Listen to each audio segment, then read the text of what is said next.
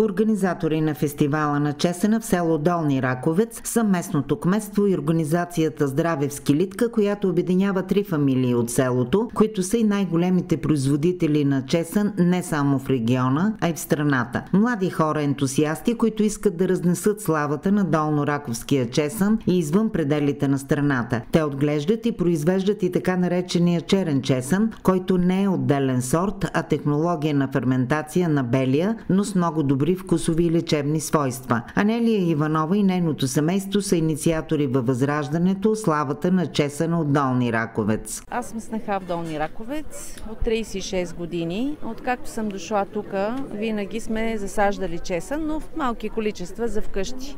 Подарявахме на приятели, на роднини. После със съпруга ми купихме един склад за зърно в края на селото и аз реших да насада, по-голямо количество ми беше останало. Насадихме го и си го сложих в склада при рентите. Той се продаде много бързо, защото се оказа много хубаво качество. И хората бяха много доволни.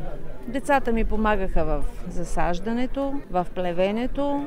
Така започнаха и те да работят с нас и лека по лека увеличихме производството и сега вече имаме около 20 декара чесън. Засаждаме го с сеялка, иначе работата е ръчна. Сигурно и вие, както и аз, се питате с какво чесъна в село Долни Раковец е по-различен от всички останали. Значи първо сорта, което ми е направило впечатление. Самия сорт е по-различен. По-червена е скилитката, много е чесновит, много чесънчета има в една скилитка. Отвътре в един има едно като стъбло, в нашия няма. Това също е характерно за нашия чесън. Самия вкус е по-различен. От другия има един специфичен мирис, който си е специално за нашия чесън. Не е толкова лютив, защото е пролетен чесън. По-бързо израства, по-бързо се оформя главата, няма време да стои в нивата да опича и да става. Расте пролетно време, когато има влага, когато има и може би вече от минералните води. Тук имаме минерални извори, може би да има някакви наноси отдолу. Това е изключително преимущество. Да, може би от това нещо, но се оказва, че само в нашото село се ражда точно тая едрина и точно този вкус. Сега сме в момент към ИСАС, сме подали заявление за изследване на чесъна, за доказване на раковския чесън като сорт, като вкусови качества, но това изисква няколко години поне да се направи сертификат. Любопитни бяха всички гости на фестивала да опитат различните варианти на чесъна. Чеснова паста, смет и шафран, чесново масло и други. Но всички бяха впечатлени както от организацията на фестивала, така и от сърцатите домакини, които искаха да се похвалят с прословутия си чесън. Харесва ни, защото е традиционно българско и трябва традициите да се уважават и да ги пази. Купихте ли си вече чесън? Да, ето даже съпруга ми идва, взехме и за нашите близки. Свекър ми е от това село и в негова чест сме тук, за да отпразнуваме заедно този хубав празник. Но даже детето от малка още и слагаме и не пием антибиотици. И е здрава, харесва ни, ще идваме всяка година, дано да го има. Ползваме го така. Къде е за здраве, къде е за аромат на манджата. Винаги ли присъства чесъна на вашата трапеза? Почти. В повечето случаи го ползваме, да. Чесъна си е антибиотик естествен, така че не може да не го ползваме. Ние сме българи. А пък и не само ние, много хора го ползват. И разбира се, всеки, който присъстваше на празника на чесъна в село Долни Раковец, си тръгна с плитка чесън и за вкус на гозбите и да прогони вирусните инфекции далеч от дома. За предаването Ефир за приятели, Лалка Радкова. Радио Кафе. Радио Кафе.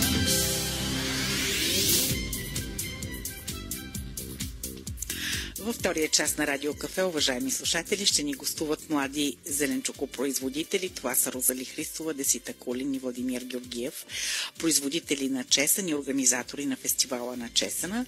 А ние каним всички от вас, които в момента се чудят на къде да потеглят неделния ден, за да отдъхнат. Елате тук, ще се забавлявате, има какво да видите, ще си купите български истински чесън. Ще Ще послушате хубава музика и ще хапнете от вкусните гозби на Долни Раковец.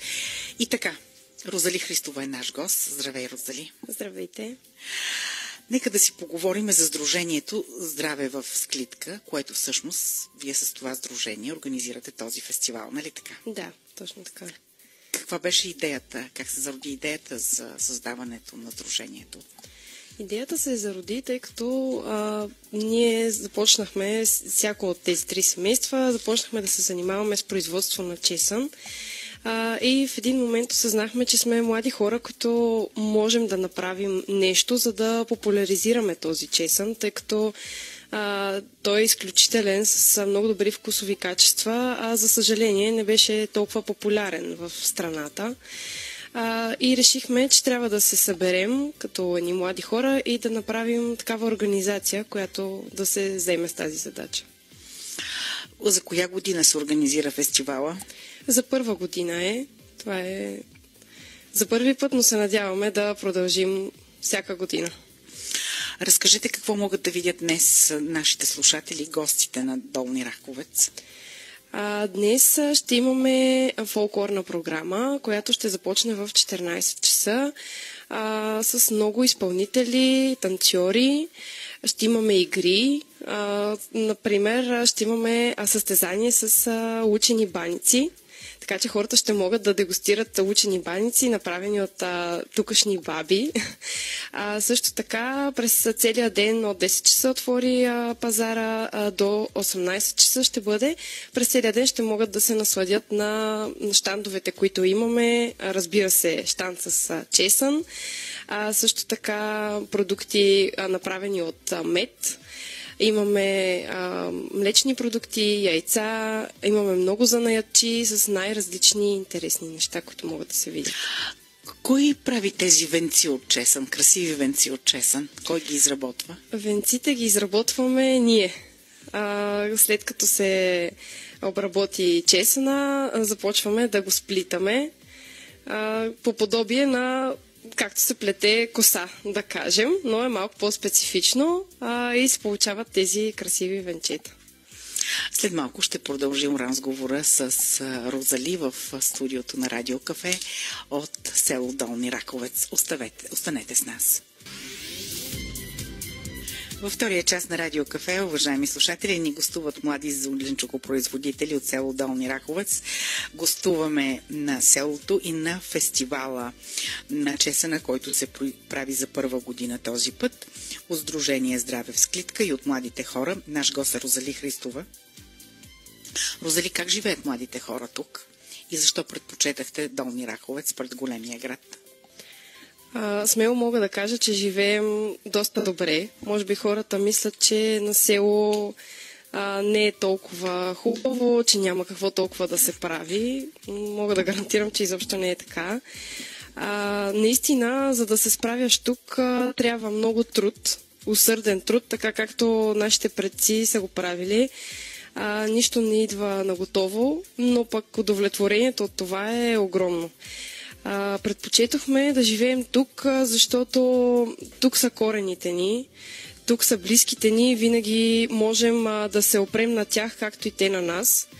В големия град, разбира се, всеки от нас го посещава, можем на една ръка разстояние сме, както се казва, и можем винаги да отидем и да намерим, ако случайно нещо ни липсва, но тук е много по-спокоен живота. Много по-здрави сме, въздуха е много по-чист, водата ни е минерална, храната ни е чиста и си я произвеждаме ние. И децата ни растат свободно, тичайки по улиците. Във вашата градина какво произвеждате? В нашата градина си произвеждаме домати, краставици, чесън, разбира се, лук и подправки. И подправки. Да. Кои са любимите ястия на хората от Долни Раковец? Какво гощавате гостите от големия град, когато дойдат ваши приятели? Какво слагате на трапезата? Слагаме, разбира се, от нашия чесън. Имаме едно прочуто раковско масло. Разкажете за раковското масло. Това е един вид паста, направена от скелитки чесън, сол, олио и разбира се, ние така малко го модернизирахме, сложихме в някои от нашите бурканчета мед, шафран и други подправки. Изключително вкусно е, задължително присъства на трапезата ни на бъдни вечер, но и по други поводи също го правим. Кои са другите местни ястия, които обичат да готвят възрастните баби и след това традицията се е предала на вас по-младите? Има ли нещо специфично за региона? Правим лучени баници. Днес ще има и състезание с лучени баници. Зелник също. И различни гозби, на които вече си... Извън Сдружението Здраве в клитка, с какво друго се занимавате, Розали? Какво правите в ежедневието си? Всеки от нас има, да кажем, друга професия, с която се занимава. Моят съпруг, освен земеделски производител, също се занимава и с различни услуги, свързани с багери, самосвал и така нататък. Другите колеги ще кажат всеки с какво се занимава. Аз в момента отглеждам детето си тук, освен че се занимавам и с чесъна. На колко годинки е детето? На една. На една. Имате време достатъчно за разходки, за забавления навън с детето? Да, почти постоянно сме навън, дори в зимата. Едно от най-хубавите неща е едно дете да бъде отглеждано в такава атмосфера, каквато има тук в село Долни Раковец, за да расте здраво и жизнено. Да, така е. Другия плюс е, че е заобиколено от почти всичките си баби и дядовци. Е изключително щастлив. Вие сте родена тук, така ли? Родена съм в Перник, но моите родители са от тук. Да, и живеете тук. Да. Това е чудесно. Какво ще пожелаете на хората от село Долни Раковец и на гостите днес на празника? Пожелавам на първо място всички да бъдат здрави. Тук много често използваме чесъна, за да поддържаме здравето си. Пожелавам им да си прекарат много добре днес на фестивала, днес на втория ден. Очакваме още много игри, изненади, музика, танци. И накрая да извием едно кръшно хоро, хванати за ръка. Кръшно българско хоро. Да. Тук, уважаеми слушатели, в село Долни Раковец се спазват българските традиции и обичаи. Следващият ни гост ще бъде един млад зеленчукопроизводител, Владимир Георгиев, а вие останете с Радио Кафе от Долни Раковец.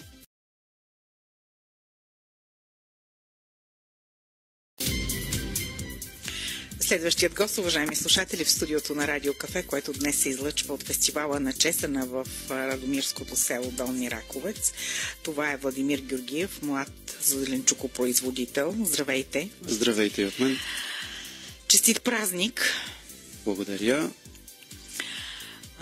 Много време ли ви отне организацията на това събитие? Организацията започна някъде началото на годината, честно казано. Но пък интензитета на самата организация беше в края, тъй като организацията е свързана с комуникацията с много хора и никой до последно не знае дали ще участва. Това е проблема на организирането на такива събития. Винаги изкача нещо, което може да попречи участието в такова мероприятие. Как се роди идеята да се занимавате с производство на чесън? Идеята дойде преди около 10 години. Лично при нас дойде от черният чесън. Искахме да произвеждаме черен чесън. Така се навързаха нещата с производството на чесън и по този начин ни върна на село в Долни Раковец, където пък всъщност е и най-добрият чесън, както за България, тъй като Долни Раковец е меката на чесън, така и за ферментирал чесън, какъвто е черният чесън, тъй като долнораковският чесън има високи нива захар в себе си. Как се произвежда черният чесън? Черният чесън, това е обикновен чесън, пролетен или есенен, няма никакво значение, почистват се главите от първата люспа, избират се най-добрите глави, т.е. да няма заболявания и така нататък. Най-добрият черен чесън се получава, когато непосредствено след изваждането чесънът бъде почистен и се слага в машина за ферментация на чесън. може да се получи и в домашни условия, но е доста трудоемък, тъй като за него е важно температурата да бъде подходяща, която се регулира периодично, както и влажността. Това са двата основни параметъра, по които се води черният чесън. Как всъщност се произвежда? Кога се засява чесъна? Чесънът есенния се засажда на есен, пролетния на пролет. Тук обаче в Долни Раковец специфичното е, че и есенния и пролетния сорт се засаждат на пролет. Да кажем около 20 февруари, от 20 февруари нататък, началото на март, когато позволи времето при нас, започва засаждането на чесъна. Разликата при есенния и пролетния сорт при нас е, че първо започваме с есенния, непосредствено след това засаждаме и пролетния. Колко декара чесън обработвате? Нашата организация общо около 50 декара. От 1 декар колко чесън излиза? Нашата мярка тук не са килограмите и не можем да кажем в колко килограма декар засаждаме с колко килограма засаждаме 1 декар. Тук работим в венци и това е спрямо едрината на скелитките в венеца. Добре, примерно за тази година колко венци сте оплели от чесън? За тази година сме оплели общо отново с организацията около, може би, 20 000 венеца. 20 000 венеца? Да. Това е много трудоемко. Доста трудоемко. Хората не си дават сметка колко труд полагаме ние конкретно с чесъна, пък и други производители. Каква е цената на един венец? Цената на един венец варира от 10 лева до 20 лева на венец, като в един венец са сплетени 20 главички чесън. 20 главички чесън, това е около килограм чесън, а може би и повече. Спрямо едрината на главите. Този, който е на 20 лева, т.е. най-едрите ни глави, често задминават килограм. Да. След малко, уважаеми слушатели, ще продължим разговора с Владимир Георгиев от нашето студио в село Долни Раковец. Останете с Радио Кафе.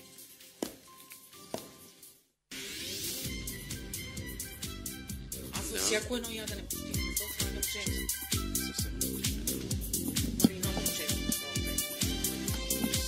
Задължително.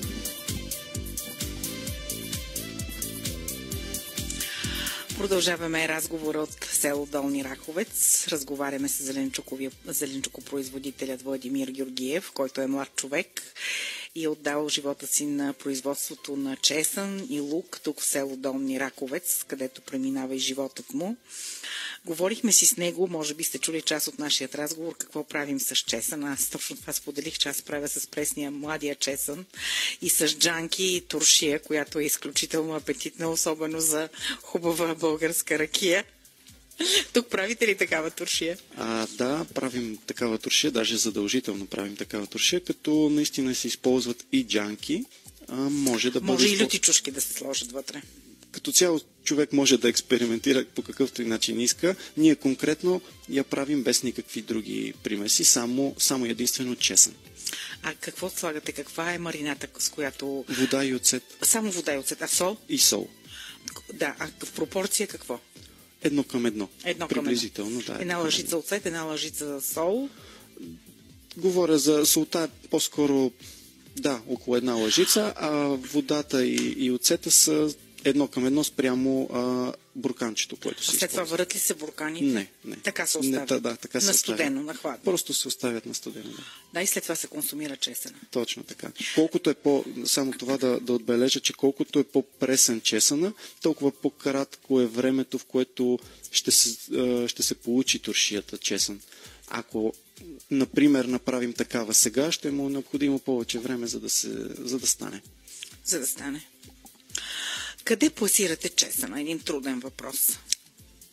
Честно казано, ходим по пазари, директно на крайният потребител. Това е най-добрият вариант, най-доходоносният за производителите.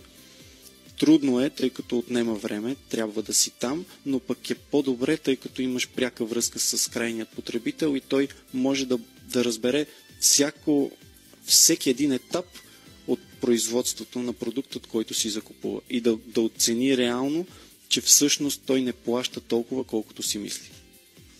Да, като си има предвид цялата процедура, за която ни разказахте по производството на чесъна, колко трудно, примерно, колко време е необходимо да се сплете един венец? Това зависи от опита, който има плетачът. Нашите баби тук сплитат един венец може би за 2 минути, даже може би са много 2 минути. Има такива, които просто наистина им се отдават на нещо. Ако ни дадете на нас, може би 2 часа ще сплитаме. 2 часа не, но определено ще отнеме Това време. е твърде трудоемко. Пипкаво е. Пипкаво е. Пипкаво е. Какво друго се прави с чесън тук, освен раковишкото масло? Освен маслото, освен туршията, освен консумацията му в първичната му форма, бих казал, че се слага в всяка една гозба. Няма време, в което до раковчани да ядат чесън. Те го консумират през целия ден. Няма определено ястие, с което да го ядат. Те могат да го ядат просто така с сол. За какво е полезен чесъна? Чесънът е известен като един естествен антибиотик. Така че е хубаво хората да го консумират не когато се разболеят и са прочели в интернет, че чесънът помага против грип, а е хубаво да го консумират преди това. Да, профилактично. Точно. Как протича живота тук на село? С какво се занимавате далеч от производството на чесън и други култури? Чесънът е всъщност нашето семейство се занимава с 2 неща. Чесънът, земеделието, на което разчитаме много, и другият бизнес, който се занимаваме, е търговията. Отново покрай чесънът дойде идеята да си направим магазин, в който да можем всекидневно да предлагаме нашият чесън. По този начин започнахме да се разгръщаме и магазинът от плод и зеленчук стана всъщност по-голям хранителен магазин. По-голям хранителен магазин. Тук в селото ли е магазина? Тук в селото е магазина, да. Нашето село е по-различно от останалите с това, че всъщност то се намира много близо до големия град, до столицата също. И тук е много по-оживено, отколкото си представят хората. Да, в по-студените месеци на годината хората леко се отдръпват от село, но тук не е така. Тук отново има хора. И близостта до големия град позволява на хората да живеят тук. Цени ли се достатъчно труда на малкия зеленчукопроизводител в България? Все повече започва да се цени. Хората започват да гледат все повече на здравето си, а за него е необходима хубава храна и качествена. Затова те все повече започват да обръщат внимание и всъщност все повече млади хора започват да обръщат внимание на това, което е важно. Извън зеленчукопроизводството, магазина, става ли ви време за развлечения? Винаги има време за всичко. Така че бих казал да. Просто човек трябва да подреди правилно приоритетите си. Време има за всичко. Влади, как си партнирате с другите зеленчукопроизводители, с които заедно сте в сдружението? Всъщност, вие сте 3 семейства, които правите този фестивал и това огромно събитие. Да, всъщност нас чесъна ни събра. От 5 години, от 6-7 години вече се занимаваме с това нещо и точно чесъна събра нашите 3 фамилии. Постепенно започна работата ни съвместно. Бих казал, че се разбираме много добре. Странно за българина, тъй като сме свикнали да не ценим колективната работа. Всеки мисли как другия би прецакал партньора си. При нас това нещо го няма. Няма го? Не. Но вие успявате да бъдете сплотени? Да, справяме се. Има ли понякога търкания, конфликти между вас? Неизбежно е да има, но тук идва диалога. Да, има ли една конкуренция? Кой ще произведе повече, кой ще бъде по-добър? Не. Всеки знае каква площ засажда, просто я отглеждаме. И самостоятелно всеки от вас се пласира? Да, по-скоро да. Относно организацията, вече всички там сме заедно. Когато участва организацията, сме ние. Когато ходим по отделни пазари, тогава всеки е сам. Едноличен, да. Да, и всеки сам пласира своята продукция. Точно. Пожелавам ви успеха. Всъщност, според вас, за вас самия, каква е цената на успеха? Цената на успеха по-скоро едно вътрешно удовлетворение. Човек трябва да изпитва удоволствие от това, което прави. При нас е точно така. Така че определено ние сме постигнали това, което търсим. Цената на успеха е да изпиташ удоволствие от това, което правиш. Това каза за Радио Кафе Владимир Георгиев, млад зеленчукопроизводител от Долни Раковец, един млад успял човек. Благодаря ви. След малко тук в студиото ще бъде още един млад зеленчукопроизводител. Това е Десита Кулин. Останете с Радио Кафе до 12 часа.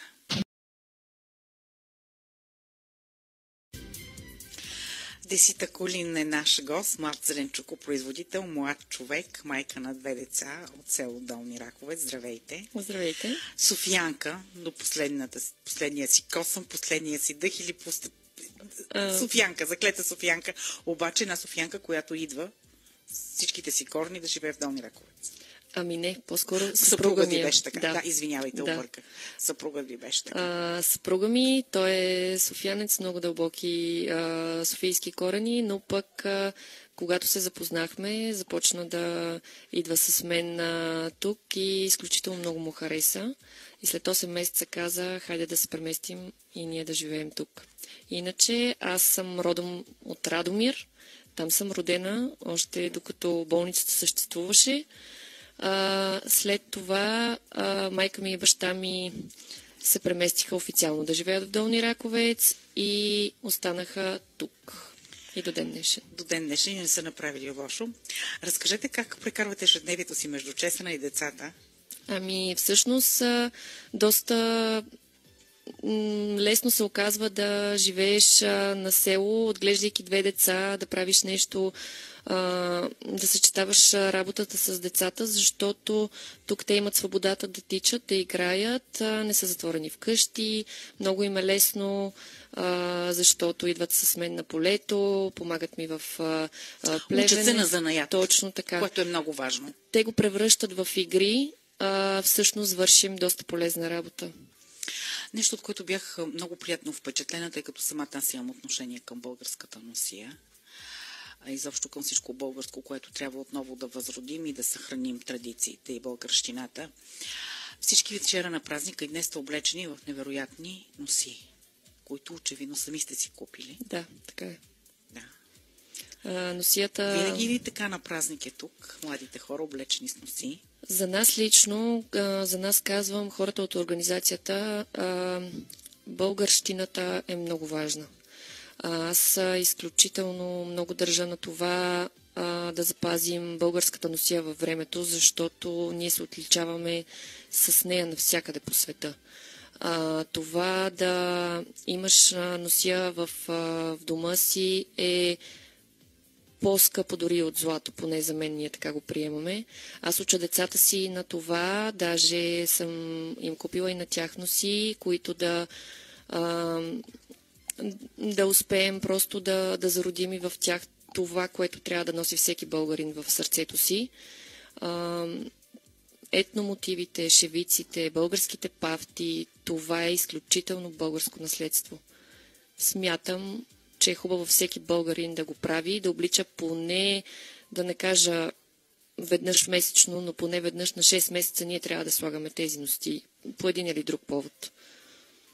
Абсолютно сте права. Да, просто смятам, че... Замислям се още нещо, с което можете да се занимавате, да започнете, примерно, да приобщите 2 от възрастните дами в село Долни Раковец и да правите български носи от Долно-Раковския регион. За всеки регион знаете, че има нещо специфично и всяка носия от отделен регион в България е носила своите специфични характеристики през вековете. Така е, даже аз днес съм облечена днес и вчера с радомирски литак, литаци, на които ние много държим. Първо, защото са много приятни за носене, много са лекички, чувстваш се като в кожата си. Нищо не те стяга, много добре се движиш. Хубавото, нали, тук в селото е, че бабите ни разполагат всъщност с много носи. имаме няколко от бабите, които имат много в гардероба си. Но пък при нас това, което правят бабите много е, че ни помагат в работата с чесъна. Всъщност на тях дължим абсолютно всичко, което ние днес сме постигнали. Просто всичко сме научили от тях. Тоест тук традицията се е съхранила през годините в Долни Раковец. Има една приемственост между поколенията. Точно така. Баба ми, Бог да я прости, тя си беше местна. Преди, още когато е дошла, момиче се е научила да го засажда, нали, това е предадено от нейната съкърва. И след, може би, била съм на 6-7 годинки, когато започнахме и ние да ходим на полето, засаждахме чесън, даже майка ми казваше с опашката нагоре, защото всичко се правеше ръчно, дори засаждането. И тя казваше просто трябва да го съхраните във времето това нещо. Занимавайте се с чесъна, докато ние млади хора, на нас на полето ни беше трудно. Искахме да излизаме, искахме да учим. Стана обаче така, че... но вие сте успяла да завършите и висше образование. Точно така, и завърших. Да се справите с да имате един добър бизнес в ръцете си. Точно така, завърших. Което е много важно за един млад човек. И най-важното, имате 2 деца. Точно така. Призванието на жената е да има деца или поне дори да не роди, да отгледа дете, да отгледа дърво, да отгледа животно. Това е призванието на жената. Смятам, че живота ме дари за възрастта, на която съм, с всички най-хубави неща, които могат да ми се случат. Слава Богу, родителите ми са здрави, слава Богу, децата ми са здрави. Имам съпруг, който ми помага във всичко, та дори и с земеделието, защото той, когато дойде тук, не знаеше каква е разликата между чесъна и кромида. Общо взето всичко научи в последните 7-8 години. Хубавото е, че все повече хора започнаха да искат да учат за земеделието, нали, визирам го и него. Много е хубаво да се върнем към земеделието, към това да вадим хляба си от земята. Каква е цената на успеха за вас, Десита? Цената на успеха за мен, даже аз смело мога да кажа, че съм доста успял човек в живота си, защото не визирам изобщо материалното, финансовото състояние изобщо не го визирам.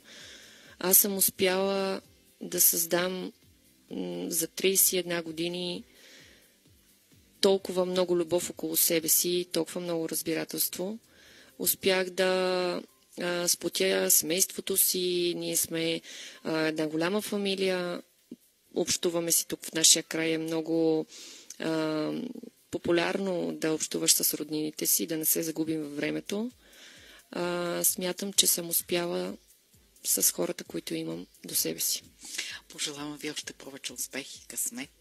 Чудесно е, че има такива млади хора в България, които са успешни в България, искат да правят нещо за България и да възстановят българщината. Пожелавам ви приятен ден. Наш гост беше Десита Кулин. А след малко в предаването ще ни гостува една страхотна жена, една уникална жена, защото тя държи не само на българщината, но и на духовното. Реставрирала и се грижи за старата църква в село Свети Николай Чудотворец. Това е Дафинка Станоева, а вие останете с нас.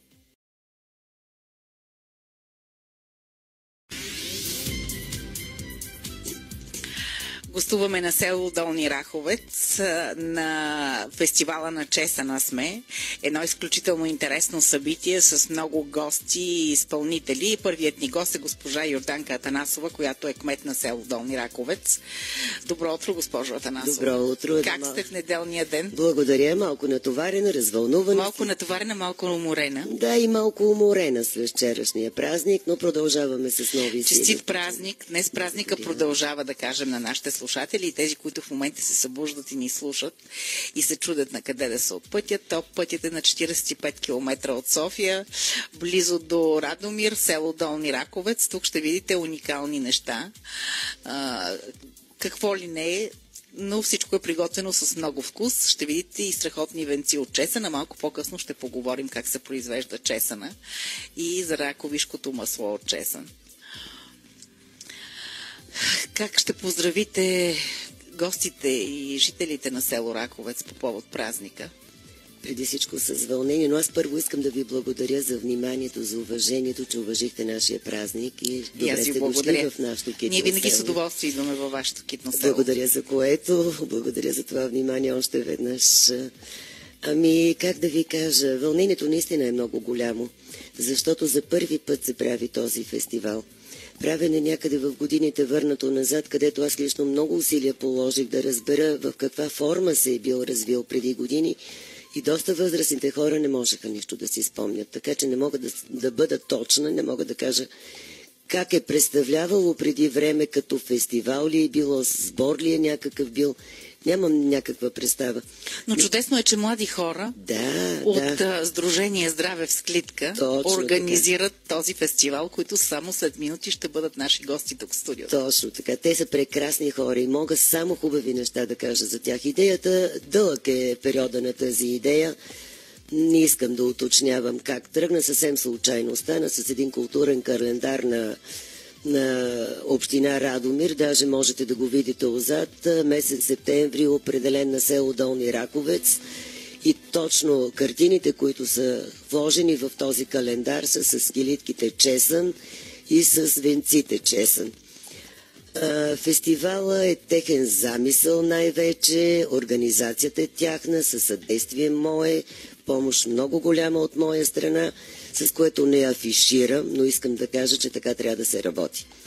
Ако искаме селото да се развива, ако искаме да вървиме напред, защото едно село е като едно семейство, трябва да вървиме ръка за ръка и напред да вървиме. Така ще се случват нещата. Вие вървяхте много напред през тези няколко години. Не се кандидатирахте за кмет, затова и ви поканихме, тъй като вече кметската надпревара започнаха предизборните кампании.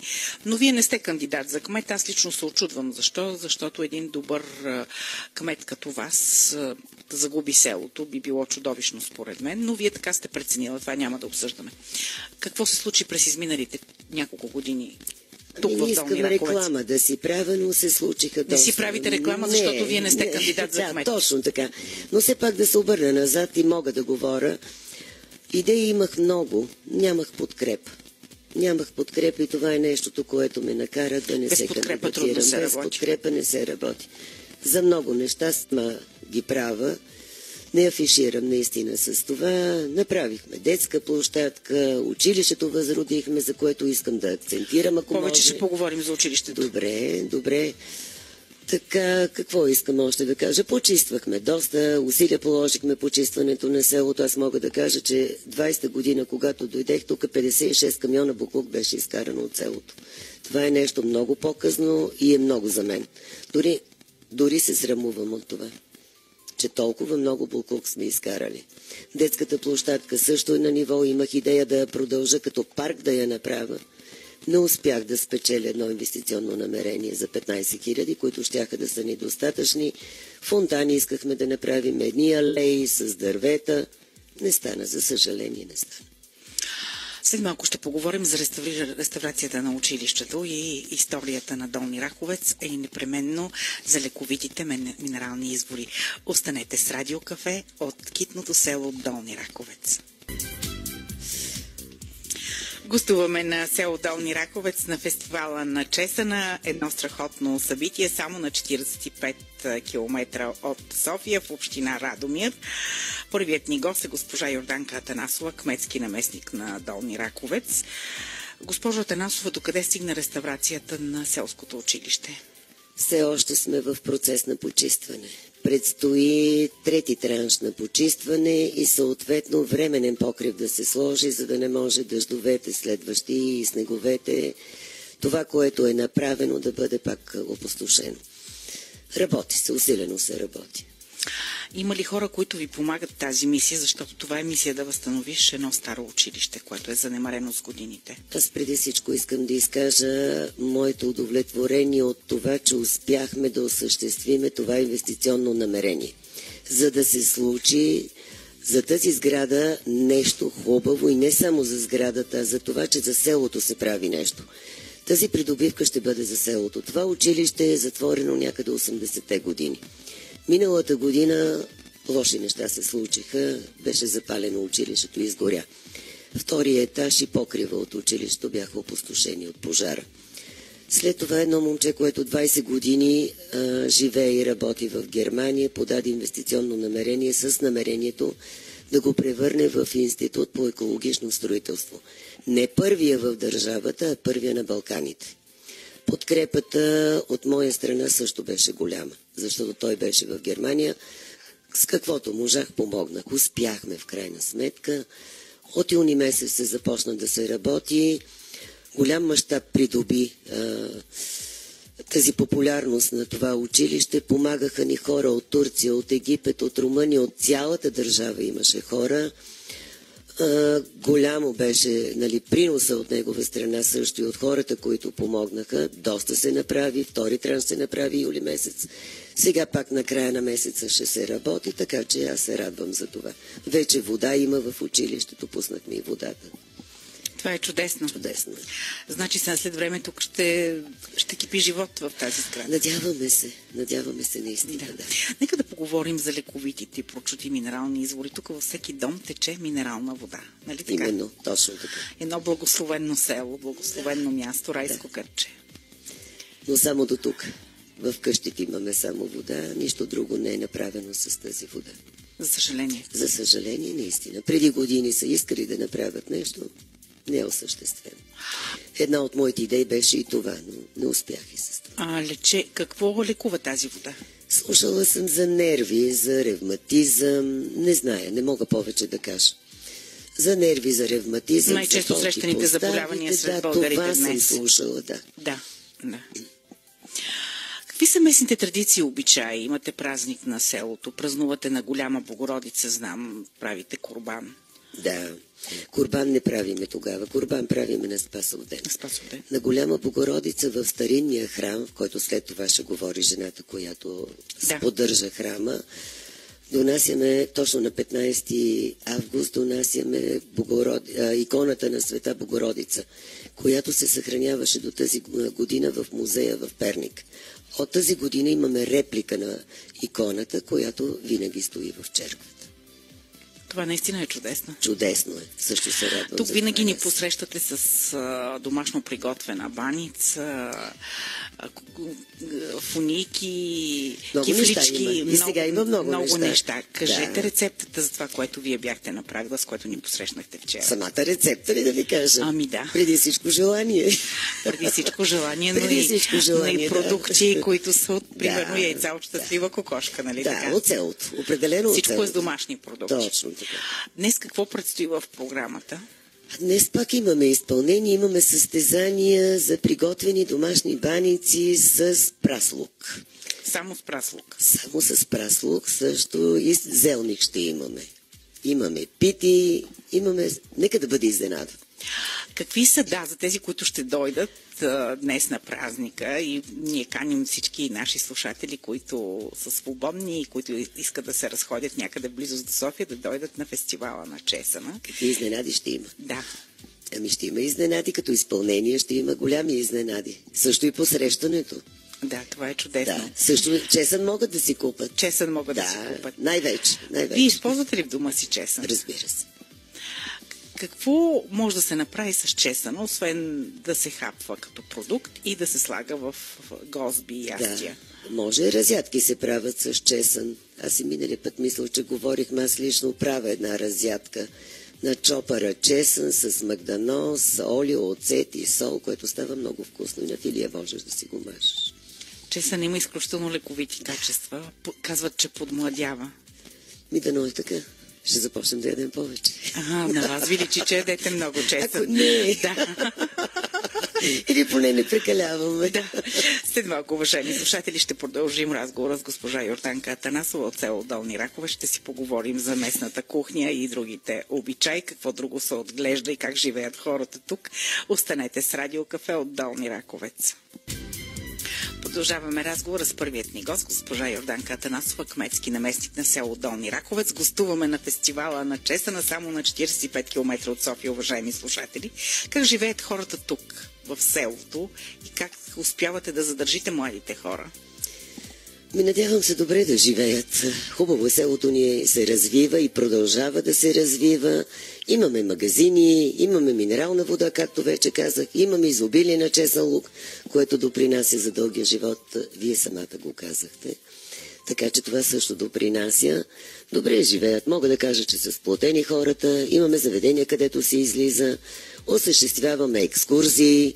Даже включват се банкети правиме, уважаваме си празниците също. На Спасов ден, за Коледа правиме. Задружни, гостоприемни ли са хората? Гостоприемни са. За задружни малко силно е казано, защото са определено като навсякъде на групички хората. Тук са едната група, там са другата група, но така не може всичките да бъдем на едно място и на едно и също мнение. Имаме млади хора, даже лятото определено имаме много хора в селото. Деца също има доста. Тук за всеки винаги има подарък след празници, особено за тези, които участват в концертната програма, танцорите и изпълнителите. Така е и днес на празника. Да, точно така е. Да, точно. Ще бъдат всички наградени за положените усилия.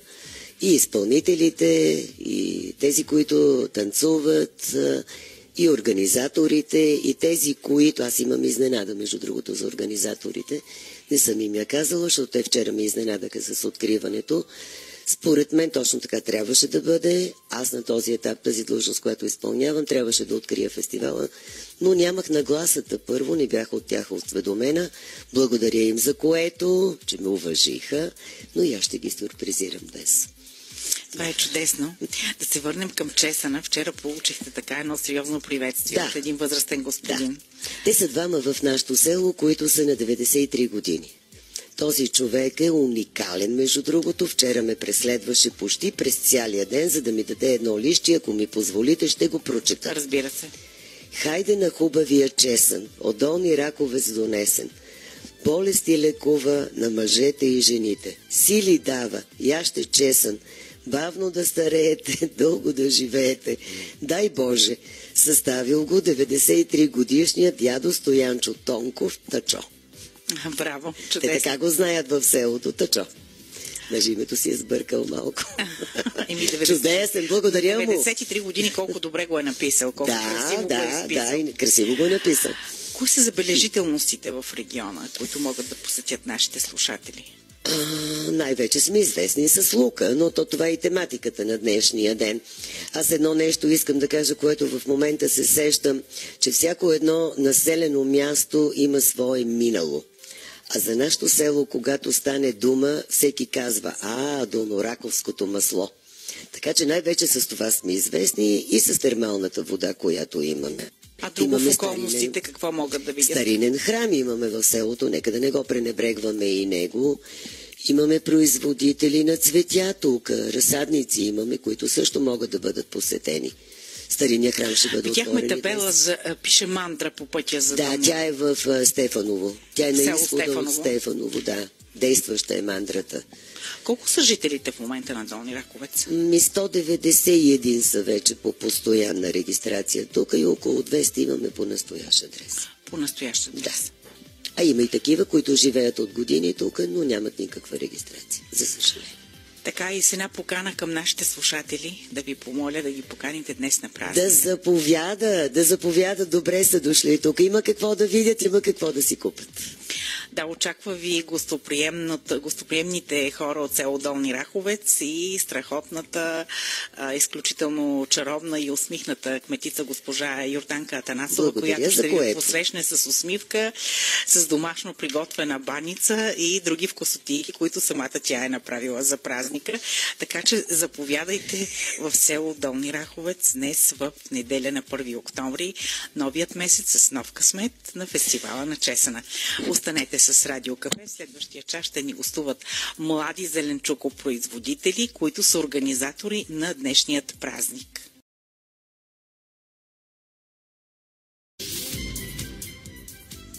Кои са причините да избереш живота на село пред този в града? Какво дава по-спокойният ритъм и трудно ли е да свикнеш с ежедневието на село? Именно отговорите на тези въпроси потърси колегата Златина Петкова, която разговаря с Мирена Костова. А Мирена заедно с съпруга си, а отскоро и детето им живеят в Долни Раковец. Чуйте! Здравейте на вас и на вашите слушатели. Радвам се, че съм част от ефира днес. особено на тази моя любима тема.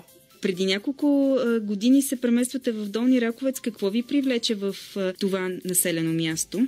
Ами, честно казано, първите хора, които заживяха тук, са родителите на мъжа ми. И ние почти всеки уикенд бяхме тук при тях, за да им помагаме, да прекарваме време заедно, да правим лютеница и всякакви такива неща, които ги помним от детството ни, поне нашето поколение. Ако трябва да съм честна, търсехме и на другите населени места, но се влюбихме в една къща тук в селото и просто нямаше как. Тя се оказа на същата улица като на техните и просто беше съдба. Така го приемам. Тази къща, колкото и да е била привлекателна за вас, е имала нужда от ремонт, от облагородяване на дворното пространство. Отне ли ви много време да направите именно това? Абсолютно да. Реално, може би 2 години всъщност се занимахме с ремонта и бих казала, че ни остава още доста работа, но поне за момента сме паузирали, тъй като от 2 станахме 3 миналата година. Честито! И с малкия вече сме... Благодаря ви! С малкия вече сме паузирали поне тези най-мръсните дейности, защото просто не е удачно с малко дете да има толкова много парколяк, но доста се вложихме в ремонта. До голяма степен го вършихме със собствени усилия и се научихме да правим много неща сами. Научили сте се да ги правите сами, но предполагам, че и местните помагат доста. Да, абсолютно. Имаше много случаи, в които включване на тук наши съселени беше от изключително голяма полза. Ако щете, дори когато правихме изолацията, идваха наши приятели от селото да погледнат право ли я правим, как да опънем конеца, някакви такива детайли, които като новаци може да ни обягват. Или поне дори за самочувствие някой да ни потвърди, че сме в правилната посока.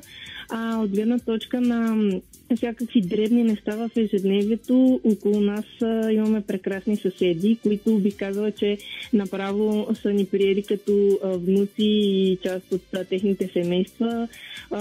Редовно сме получавали, ако не се срещнем лице в лице, намираме на оградата окачена торба, примерно с домати, с краставици. Сега, примерно, малкия не спира да получава подаръци от бабите и дядовците тук на улицата, тъй че наистина много зависи какви са ти съседите, но мисля, че ние имахме голям късмет и просто са много готини и много интелигентни хора. Споменавайки отново вашия син, замисляте ли се отново да се върнете в града? Реално след като се появи той, естествено сме го обмисляли и всъщност по-скоро клоняхме към това да сме в по-малкото населено място, защото да, примерно ще трябва да пътуваме до съседен град или до друго по-голямо село, но реално шансовете за приемане в някое от тези заведения, в случая ясли или детски градини, са доста по-големи, отколкото в столицата, където евентуално бихме търсили, защото знаете каква е ситуацията с детските градини особено. Но всъщност това, което се появи като промяна последната зима, поради скока на цените на всичко и най-вече на отоплението, ние се отопляваме на пелети, всъщност ни принуди може би за около 4 месеца да трябва да живеем в града, защото не можем да си покрием разходите, които са тук. Като това го казвам чисто с посланието, че да, на село е страхотно, но има и непредвидени разходи, непредвидени ситуации, които понякога създават дискомфорти на семействата. Надявам се в някакъв момент в бъдещето да се нормализират нещата. Всички живеем в тази реалност с високите цени. Първата година ни беше трудно, когато малкия беше още бебе, от гледна точка на, ако щете, бебешки храни, консумативи, чести прегледи при педиатър, всякакви такива повече детайли, които малко е трудно да се намерят на село, но естествено не е невъзможно да с по-добра организация. Но сега втората година наистина виждам голям плюс за него. Много му харесва на двора. Улицата си му е като продължение на двора и се чувства много спокоен. Знае, че дървото дава храна и постоянно сочи ябълки, сливи, грозде от лозницата. Просто това много го отвори да яде плодове. Така, да си ги бере от дървото или от земята, даже да ги взима, ако трябва да съм честна. Смятате ли, че това е едно преимущество, което има вашето дете? То се учи на едни много базови, едни много важни житейски умения и знания, които получава докато живее един по-обикновен живот на село. Ние лично сме запазили, възможността да взимаме най-доброто от двете локации, нали, от града и от селото. Мисля, че в годините, в които все още не трябва да се профилира в образованието си, т.е. да избира какво точно да учи, някаква професия, докато има някакви основни познания, бихме имали възможност да комбинираме двете локации или да пътуваме повече. Ще видим във времето как ще се развият нещата. Ако трябва да планирам за следващата година, се надявам да можем пак да сме тук по-голямата част от годината и ще видим зимата как ще е. Но да, образованието си е голяма тема и естествено, че си даваме сметка, че в града има всякакви допълнителни курсове, занимания, на които може да се записва детето, които естествено ги няма на село. Но мисля, че има как да се направи така, че да ги има и двете неща. Тук ще прекъснем разговора с Мирена Костова, за да чуем музика, а след малко отново ще говорим за трудностите, но и положителните страни на живота на село. Предаване, в което гостуваме на село Долни Раковец, продължаваме разговора с Мирена Костова, която заедно с мъжа ѝ избират да се преместят, да живеят тук. А след като чухме за някои от трудностите при отглеждането на дете в малко населено място, разбира се и за огромните преимущества, които носи живота на село, сега ще обърнем внимание и на предизвикателствата, които срещат Мирена и мъжа й. Споменахте, че така се опитвате да вземете най-доброто от живота на село и този в града.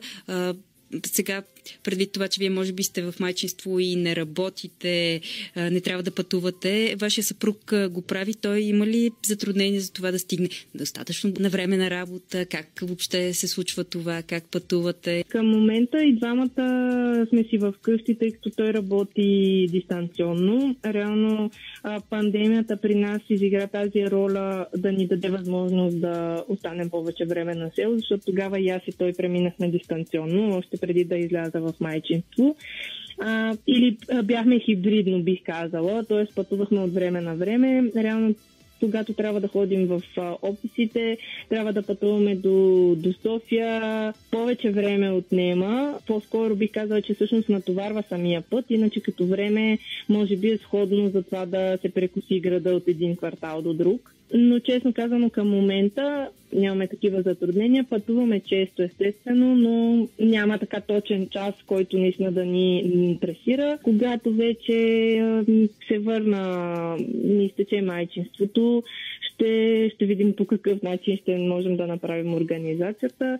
По време на майчинството се опитвам да не губя връзка с работната среда, като работя на граждански договор в време, в което ми позволява, когато примерно малкия спи. Тъй, че гледам да не се откъсвам напълно, защото не се отразява много добре на майките. Вие всъщност се опитвате и да повлияете по някакъв начин на местната общност, да дадете и вие своя принос към един по-добър живот в Долни Раковец. Да ни разкажете малко повече за това.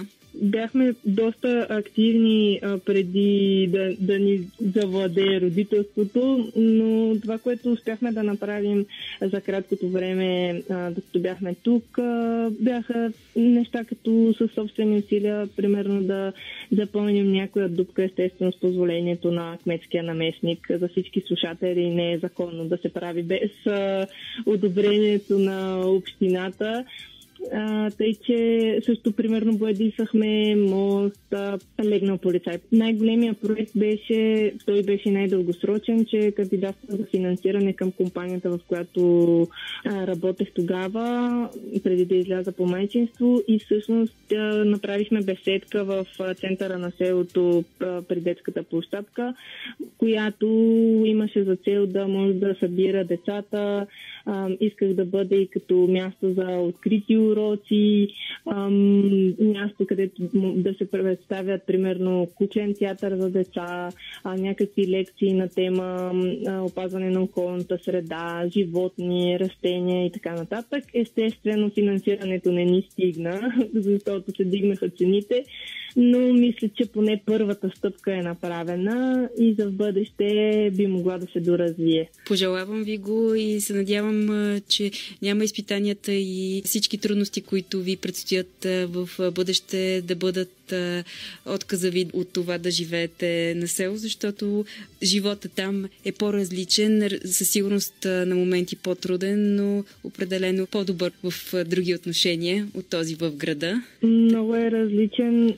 Според мен най-ключовото, което ни повлия на нас и ни помогна, е, че просто самия ритъм на живот тук е различен. Пак се върши много работа, но това жужене на града и някакси стреса, в който сами се обличаме, защото ние, общувайки си помежду си, всички градски хора, сами си създаваме някакъв стрес и такава припряност, която да, помага за това да върви някакъв работен процес, но чисто здравословно ни вреди. Затова се надявам също да можем да го съхраним това и някакси това спокойствие да продължим да го усвояваме, защото естествено е трудно да не се увличаме. Надявам се, че тези думи ще бъдат вдъхновение за нашите слушатели, които решат да изберат този начин на живот. Много ви благодаря за този разговор и ви пожелавам една изключително мека и топла зима. Много благодаря. Пожелавам я на всички хора, тъй като знам, че това е болезнен период за всички домакинства. Пожелавам на всички, които решат да предприемат тази крачка, да го правят смело, да не съжаляват и наистина да опознаят средата и ползите, които дава селото.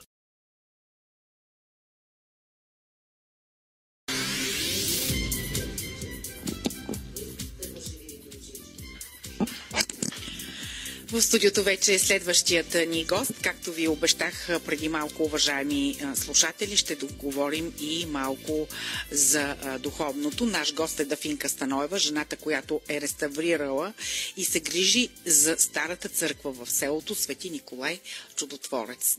Добър ден, госпожо Станоева. Добър ден, казвам се Дафинка Стефанова Станоева и съм от Долни Раковец, област Радомир. Занимавам се с църквата от 12 години.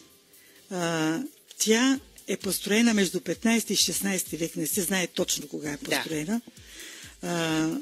И много ми се иска да започна с стихотворението на Иван Вазов "Клепалото бие", защото точно олицетворява времето, по което била построена къщата. В пуста долина планинска, в стари години, обител стояла света. Кандилце блещяло, молитва се пяла, в църквица бедна, далеч от света. Това стихотворение точно показва как тази църквица е била тук в долината, в Раковската долина. И въпреки времето, в което е била, е успяла да просъществува до сега. На времето раковчани са искали да си направят тази църква и са взели разрешение от бея, защото тогава без разрешение от беловете, турските белове, не е можело да се направи църква. Той е разрешил, но само при едно условие, ако църквата е висока, колкото турчин с фес качен на кон. Само тази височина трябва да се спазва. Затова църквата е вкопана в земята 80 см и в нея се влиза по 4 стъпала. За служба в църквата се е приканвало до 1885 година с клепало. както се казва в стихотворението на Иван Вазов. А 1885 година се купуват 2 камбани, и на които пише: тази звоната съгради на храм Свети Николай, село Долни Раковец, 1885 година, майстор Алекса от село Броди. От външната страна на камбаните са изрисувани много красиви орнаменти от растителни орнаменти. Била една от най-красивите църкви в миналото, в околията. И в неделя всички раковчани са се събирали в църквата на служба, да потърсят здраве и помощ от Господ. И след това раковчани имат едни табиети, обичат да ходят в кръчмата или в механата, както се е казвало на времето, и там са пиели по чашка-2 и като им се развързвали езиците, са си разказвали колко красиво е изписана църквата. От пода до тавана. На съседната маса седяли турски поляци. Чули, че църквата в Долни Раковец е много красиво изписана и казват на Радомирския бей. Радомирския бей се разгневил много, как може раята да има такава красива църква, и нарежда да бъдат замазани стените с 1 см варов разтвор, стенописите с 1 см варов разтвор, а иконостаса да бъде замазан с влажна боя. И от тогава до сега все още стоят стенописите замазани с 1 см разтвор по едната стена, защото другите стени са реставрирани. Аз как започнах да се занимавам с църквата, да ви кажа, не съм от това село, но обичам да ходя на Голяма Богородица в църквата, винаги на служба. Минавах покрай старата църква, но не знаех какво представлява, защото беше обрасла с търни чак до покрива.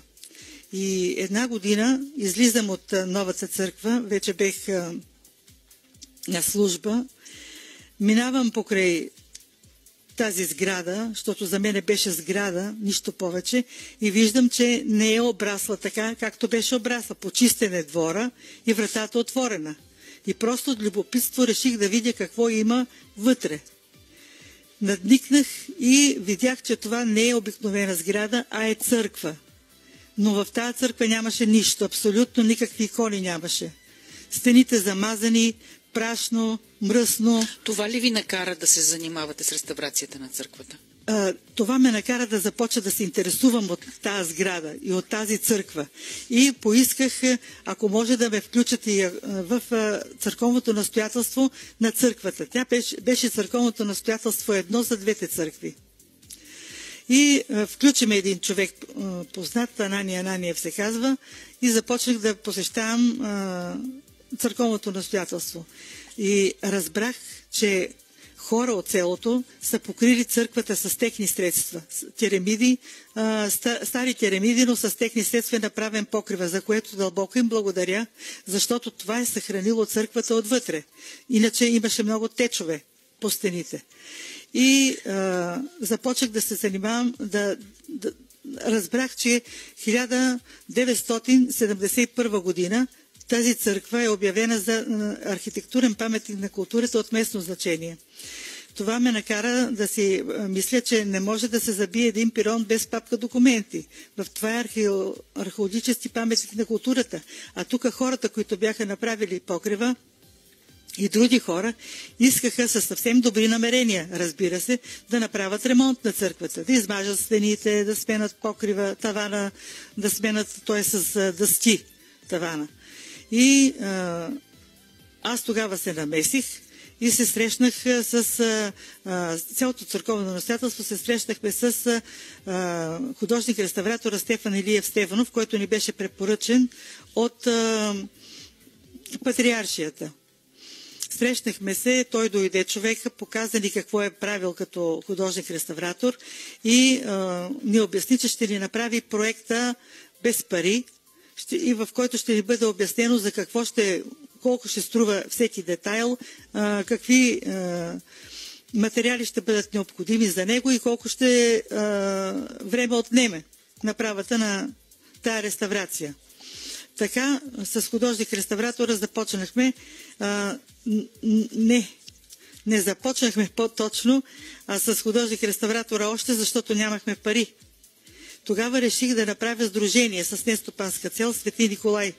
Го кръстихме дружението, 7 човека от селото станаха членове и направих проект за реставрация на иконостаса, който струваше 16 000. Проекта го направи Стефан Илиев Стефанов и с него кандидатствах Мих Радомир, Земен Ковачевци, за на средствата иконостаса. Но 2 години 8 месеца се занимавах с проекта, направих и той беше одобрен от Държавен фонд земеделие.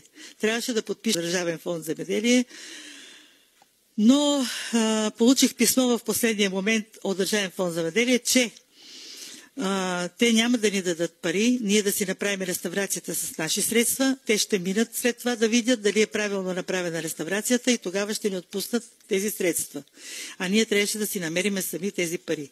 От Мих Радомир не можаха да ни дадат парите, защото ги били похарчили. Ни казаха да теглиме заем от държавата. Аз не мога да сложа възрастни хора, понеже в сдружението бяхме само възрастни хора. Да ги заробя на края на живота си. И де факто какво направихте? И не подписахме договора. Не го подписахме договора и от тук нататък аз развалих сдружението. Започнахме реставрацията по трудния начин. Никой не даваше пари в началото. На всички им се виждаше като мираж. Реставрацията на един храм е много скъпа. Много е скъпа, да. Обаче аз не знаех, че е много скъпа. Обаче вие сте много упорита. Аз не знаех, че колко трудности ме чакат, разбирате ли? И тръгнах по този път. И понеже нямаше пари от никъде, започнахме със собствени средства. Семейството ми, сина ми, той си е отделно, нали, но с негови средства направи всичките царски икони. Аз направих 6 икони от и апостолсите, понеже са по-евтини. И хората, които идваха в църквата, видяха, че нещо се прави. Че, нали, реставрация се прави. И започнаха да оставят пари. Кой 50 стотинки, кой лев, кой 2. Започнах и така започнах да събирам някакви средства за следващата реставрация. Да. Идват ли често хора в църквата? Идват, да. Вчера, например, също идваха много хора. Днеска също идват. На празници отварям църквата, защото тя не е действаща. Само на празници отваряте? Да, в нея не се извършват ритуали като погребение и кръщенци. За в бъдеще какво предстои да направите? Остана ни само една стена да се направи. Реставрация на една стена, за която имам повече от половината парите. Но исках да ви разкажа само за иконите.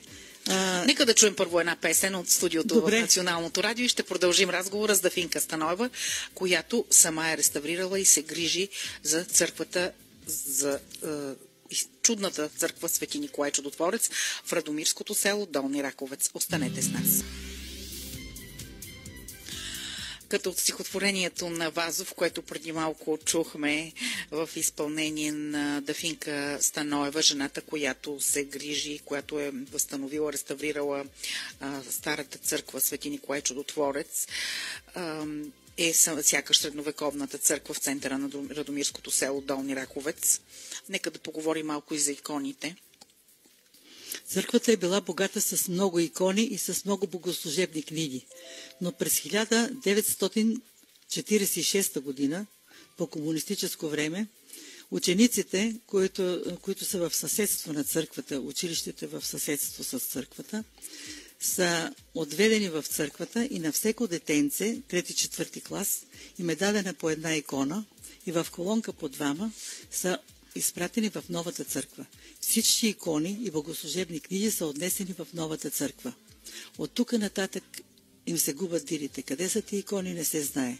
Но по това време една от иконите е била занесена дадена на Цветана Манова, журналистка, и занесена в историческия музей в Перник, окръжен исторически музей, от свещеник, дадена е от свещеник Иван Йорданов Митов за реставрация и съхранение. никой не знаеше за тази икона, докато не намерихме едно писмо. Сина му намерил писмо на свещеника сина, намерил писмо в архива на баща си, че има икона, дадена в историческия музей в Перник. Взехме това писмо и отидохме в историческия музей и се оказа, че действително има такава икона там. Понеже в писмото пише, че тя си е собственост на старинен храм Свети Николай, решихме да си я поискаме, да си я вземеме, нали, като собственост на храма. Но ни казаха и ни обясниха, че не може да ни я дадат, защото тя вече е заведена в историческия музей. Тогава на мене ми мина мисълта, че може да си я искаме по съдебен път, да речем. Имам приятелка адвокатка и с нея да говорим, да си вземем иконата. Но същевременно тук се направиха набези да се разбие църквата. Добре, че е със сот и сотаджиите са дошли бързо и са го намерили. В крайна сметка, върнахте ли си иконата? Не я върнахме иконата, защото аз се разкандърдисах да не я взимам иконата, заради църквата да не я разбият, заради иконата да разбият църквата и да повредят стенописите и другите икони.